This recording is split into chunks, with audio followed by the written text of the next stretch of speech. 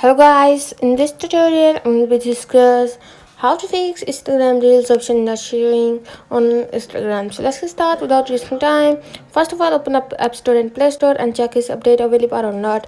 So as you can see guys, it's not available on the me. So you have showing update, so update the Instagram app and then go back to your home screen and then open up your Instagram. So you want to open up Instagram, tap on this one and then check this.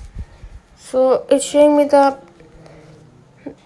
reels option. You not showing reels option, so add the screenshot and then tap on done and then give it this hi Instagram team and then give it this reels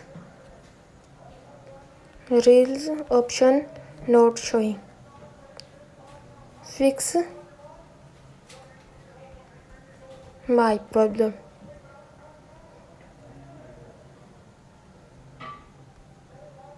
So thanks.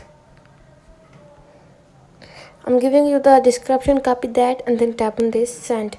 Your request sent to the Instagram team and contact you the email and your problem was fixed. So that's it guys for today video. If the video helpful, please like the subscribe my channel.